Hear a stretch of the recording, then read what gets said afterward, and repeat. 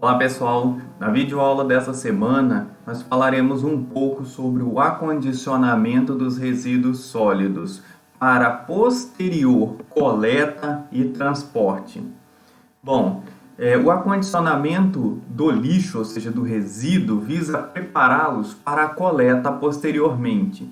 Isso é importante porque evita acidentes, evita a proliferação de vetores, minimiza impacto visual e olfativo, reduz a heterogeneidade dos resíduos quando há coleta seletiva e facilita a realização posterior da coleta. Então, é importante que a gente veja aqui alguns tipos de recipientes para acondicionar, ou seja, para guardar, para pôr o resíduo em algum lugar até que ele seja coletado.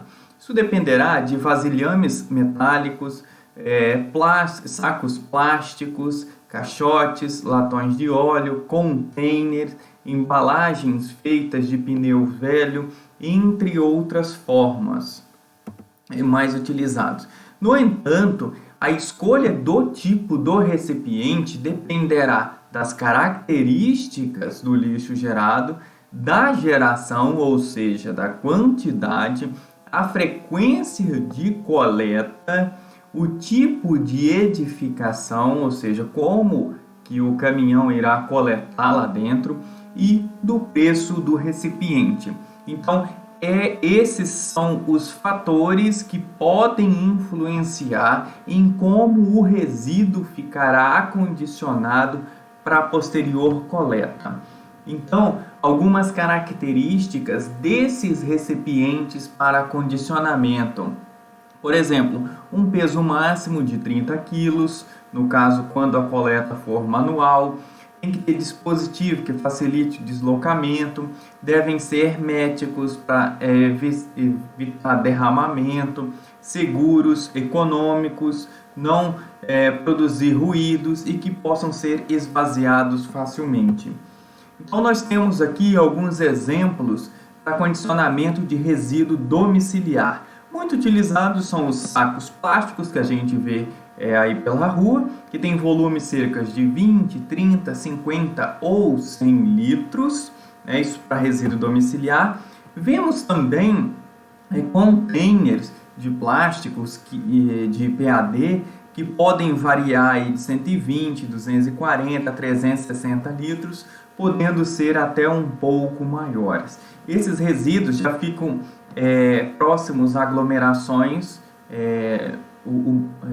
urbanas que podem gerar um pouco mais resíduo domiciliar. Então nós temos também alguns containers metálicos que facilitam depois os caminhões compactadores pegarem nessa alça aqui e realizar o descarregamento deles. Esses containers metálicos ficam próximos a condomínios ou centros urbanos onde há um tráfego maior de pessoas, Como eu disse, facilita o descarregamento.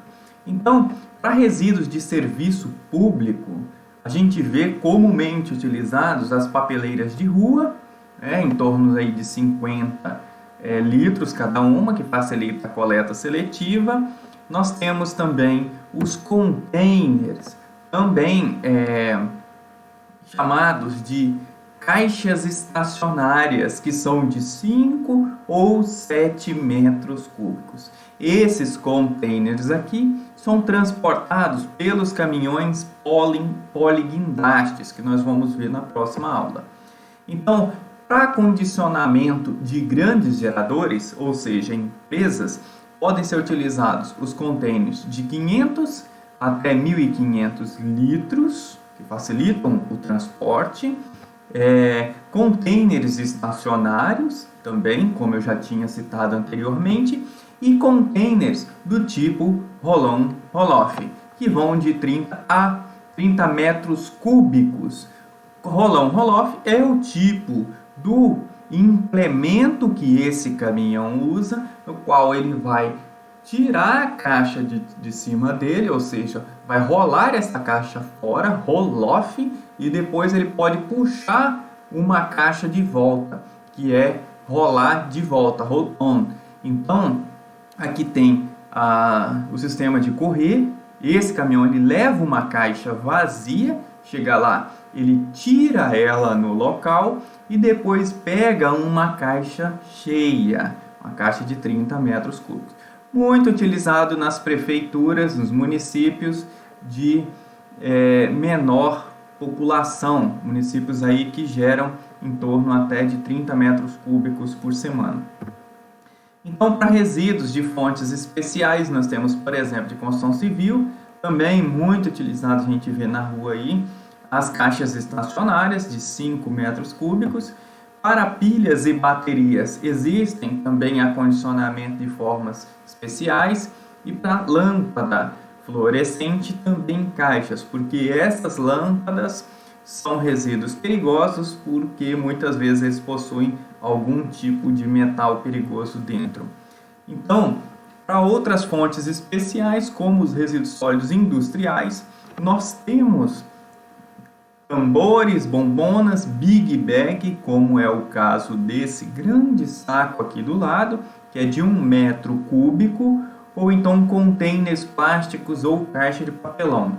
Para resíduos de serviço de saúde, o acondicionamento também ele é de forma especial, porque esse resíduo é um resíduo perigoso e aí precisa vir aqui estampado nesse acondicionamento como que esse resíduo ele está condicionado, qual o tipo de risco dele também. Bom, nós seguiremos com a próxima aula, que é a aula de coleta e transporte de resíduos. Então, na aula de coleta e transporte, nós temos o seguinte: esse resíduo ele foi acondicionado, ou seja, ele está guardado, reservado dentro de um recipiente que vai depender das características desse resíduo, se ele é perigoso, pérfuro cortante, como é o caso do resíduo da saúde, se ele é um resíduo que tem uma massa muito grande, uma necessidade muito grande, como é o resíduo de construção civil, então tem uma caixa uma caixa estacionária que o caminhão poliguindaste vem buscar. Se é um resíduo de grandes geradores, como por exemplo as caixas estacionárias ou as caixas roll-on roll-off, até 30 metros cúbicos, se são resíduos recicláveis, se são resíduos orgânicos, para que o caminhão ou outra forma de transporte venha realizar a coleta e o transporte até a destinação ou disposição final. Então, a coleta e transporte ela vai recolher o lixo que vai levar para algum local para tratamento ou disposição final, né? Isso dependerá, essa coleta e transporte, da regularidade da coleta domiciliar, ou seja, essa regularidade é o seguinte: é interessante que a coleta seja feita nos mesmos dias e nas mesmas horas, sempre, para que a população conheça esses dias e horas e coloque o seu resíduo na rua pouco tempo antes, né, nas calçadas, em frentes móveis, para evitar que venha a ter outros danos. Quanto à frequência, é interessante não exceder um período muito longo, como por exemplo de uma semana. A gente vê às vezes até que 3, 4 dias passando a coleta, já começa a ter uma proliferação de moscas muito grande.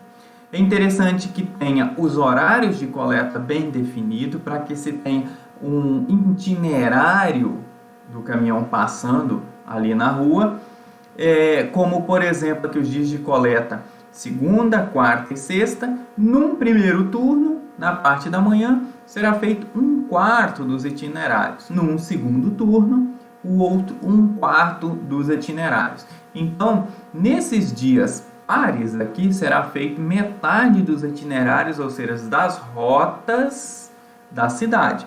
Enquanto que nos dias ímpares, tipo terça, quinta, sábado, serão feitas a outra metade dos itinerários. Teremos aí então 24 itinerários que o caminhão poderá passar dentro da cidade, ou seja, 24 rotas. Isso facilita bastante importante a otimização da rota em função da carga de resíduos que o caminhão vai levar, em função também do tempo que esse caminhão vai percorrer. Então esses horários são muito importantes também para evitar ruído excessivo. É interessante que em ambientes, em bairros residenciais, a coleta seja durante o dia, né, para evitar ruído que atrapalhe também os moradores. E nos centros comerciais, a coleta seja mais à noite, porque tem menos fluxo de carro na rua. Então, o desempenho dessa coleta será muito melhor. Feito isso, é interessante que a empresa que faça a coleta ou o órgão público tenha sempre em mãos o redimensionamento dos itinerários de coleta domiciliar. O redimensionamento ele pode ser feito caso o número de guarnições de coleta ali no caminhão não atenda, para que se tenha também um equilíbrio nos roteiros, todos os roteiros tenham o mesmo tamanho, ou o mesmo tempo. Para quê? Para o caminhão não ficar ocioso em um determinado roteiro e no outro ficar muito longo. Tenha o local de início e fim da coleta, a verificação da geração do lixo domiciliar, conforme os bairros ou roteiros, e as cidades que não têm balança de pesagem do resíduo, que se faça uma cubagem no caminhão. E se faça também o traçados de possíveis novas rotas de coleta para se ter um redimensionamento desses itinerários, né? Então aqui é um exemplo de um traçado de coleta de um bairro, por exemplo. Então o método tem vários métodos de redimensionamentos de coletas que nós poderemos falar sobre eles em um outro determinado momento, porque são vários cálculos que são feitos para chegar num equilíbrio, tanto em resíduo gerado por itinerário, tamanho de itinerário, ou então na hora gasta por itinerário. Então a gente chega a um equilíbrio nesses pontos. Para se fazer um dimensionamento da frota, nós temos uma equação muito utilizada em que nós encontramos o número de veículos necessários para cada setor de coleta, N, que é 1 sobre J, que é a duração útil da jornada de trabalho da guarnição, em horas, desde a saída da garagem até o seu retorno, excluindo os intervalos de refeições e tal. Tipo assim, você tem 8 horas em que são trabalhadas coletando resíduo. Então, é 1 dividido por 8. O L, a extensão total das vias de coleta em quilômetros, é interessante conhecer. A velocidade média de coleta, aqui, 2 vezes DG dividido por VT. Então, é 2 vezes ali a distância entre a garagem e o setor de coleta, 2 vezes que o caminhão vai e volta. O VT é a velocidade média do deslocamento do veículo quando sai da garagem até no início do ponto de coleta e depois do término da coleta até a volta para a garagem. A distância entre o setor de coleta e o ponto de descarga, o caminhão às vezes faz a coleta e vai levar uma área de transbordo, ou então ele vai levar também diretamente à disposição, que às vezes não é viável, e a quantidade de resíduos total a ser coletada, em tonelada ou em metro cúbico, dividido pela capacidade do veículo no transporte. Então, por aqui a gente consegue chegar a uma ideia básica do número de veículos necessários para a coleta. Então, nós temos aqui o exercício, eu sugiro que vocês façam, tá? Basta substituir aqui na fórmula que nós vamos chegar ao número de veículos necessários. Para tanto, nós temos uma avaliação de desempenho, tá? Que são alguns indicadores de produtividade dessa logística, que é, por exemplo, toneladas coletadas por turno no veículo, né? Geralmente de 8 a 16 toneladas por turno por caminhão, em torno de 2 viagens, mas isso tudo vai depender muito do local. O quilômetros por coleta, por turno, por veículos, então a gente consegue chegar a uma otimização ali. A utilização do veículo, indicadores de uso de mão de obra, custos unitários envolvidos, entre outros, que vocês encontrarão bastante nas bases de pesquisa. Então, para o lixo domiciliar, nós temos o caminhão compactador.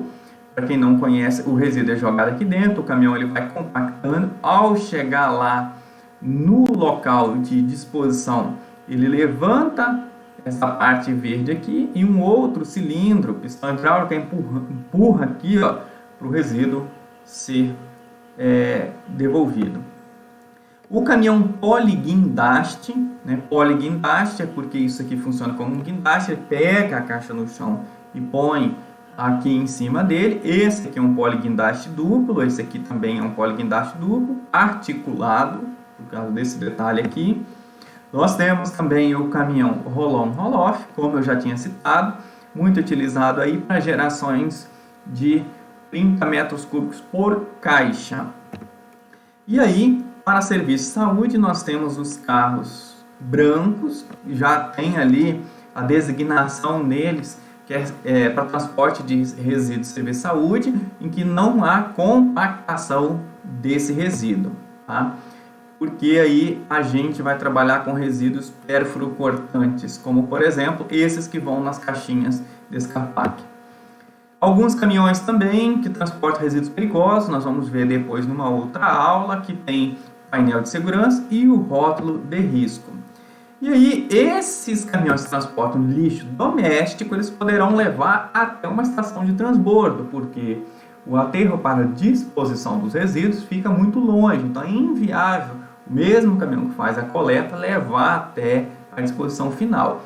Então, pode haver nessa estação de transbordo, ou seja, ele transborda sua carga sobre um veículo maior, uma disposição direta aqui em cima, com compactação, joga compacta sobre esse caminhão que vai levar depois até o aterro, tá? Então, algumas carretas também de compactação bem maiores, 45 metros cúbicos. Temos aqui um videozinho sobre os caminhos do lixo, sugiro que vocês assistam aí no YouTube. E eu agradeço a atenção de vocês. Deixo essa videoaula. Essa videoaula é uma semana, então eu tentei adiantar o máximo possível aqui. Em um outro momento a gente pode ir na prática fazer essa logística de cálculos para chegar ao ponto ótimo. Deixo aí na parte da disciplina também a tarefa da semana. Obrigado.